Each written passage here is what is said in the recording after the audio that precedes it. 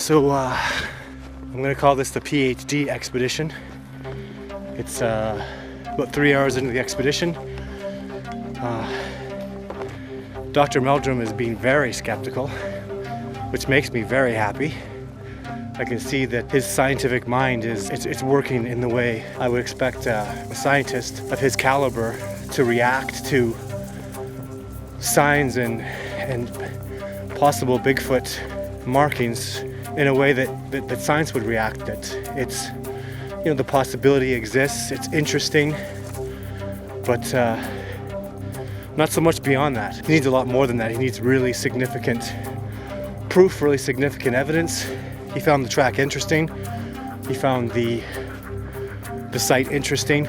So over the next couple days, it's our goal to have him have a profound experience to the point where he is going to really say, something exceptional happened. We'll see how it goes. I'm very excited. I'm very happy the way everything's going. The weather is fantastic. We had a bit of snow, but I just couldn't be happier about the way everything's coming together. As I say all this, he's right behind me, listening. So no secrets here. The apples are all but 2 have been taken. I'm really happy about that. And I'm very excited to see what happens tonight. I would expect it to be as good a night as I've ever had. It's October. I expect these guys to be around and put on a good show for our PhD. Just hours away. Here it comes.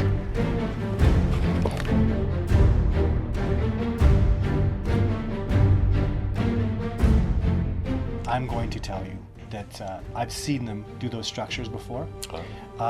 With all the 10, 20 years of tracking and experience I have in the wilderness, there's no way that those structures happen randomly. Mm-hmm. There's no way that you got sight of a Sasquatch in those areas with those tree breaks, with those tracks, getting those apples taken, with those sounds, all these things.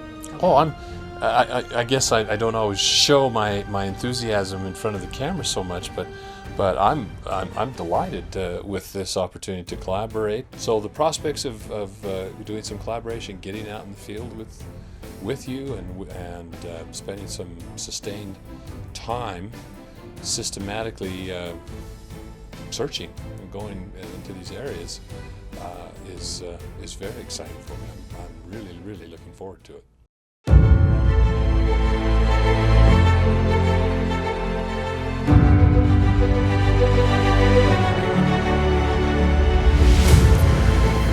For the past 10 years, I've been conducting expeditions, documenting chronicles, and interviewing people pertaining to the subject of Sasquatch.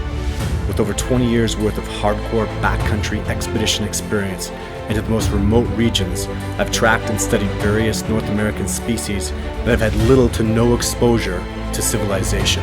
I am a student of many disciplines, trained in the art of tracking by a Cree Nations elder and a military sniper.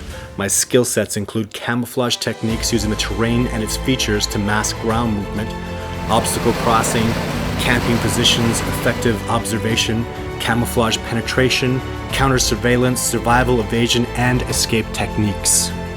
I've been able to see for the first time some complete segments of Todd Standing's filming of Sasquatches, and I'm firmly convinced that he has filmed Sasquatches and that what he has portrayed in his documentary are indeed very close portraits, in fact, of the Sasquatch face. They are clearly some of the most astounding photos of Sasquatch in existence. I must say that sitting and watching these videos, in contrast to still images, the still images that I was familiar with before we've gotten acquainted here personally, especially that video of the devil, as you refer to him, the dark-faced individual. I can't look at that image and not feel that I'm looking into the eyes of a living creature. That's very exciting. I've often imagined what it would feel like to actually gaze into the face of a Sasquatch eventually.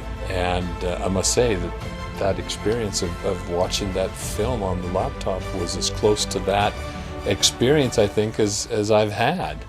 It's Sasquatch. Believe it, know it, live it. It's the truth. They're here. They know about us. They're aware of us. They think that they're communicating with us, and we're just not getting it. And that's why I'm trying to get species protection and recognition, and trying to get primatologists to stop going all the bloody way to Africa when you have bipedal, man-like primates currently residing right here on the continent of North America. And they're exceptionally intelligent, and they're an amazing, incredible, unbelievable, spectacular miracle of species. And that's why we don't recognize them.